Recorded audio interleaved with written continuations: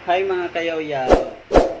Ah, marami nga akong nagtatanong kung paano nga lumipad sa TikTok. Paano nga ba?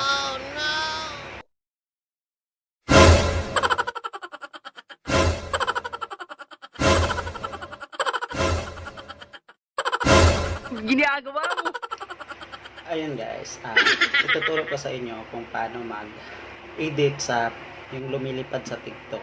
Hindi talaga siya sa TikTok na kukuha mga kayaw-yaw. Sa kailangan mo talaga siyang i-edit.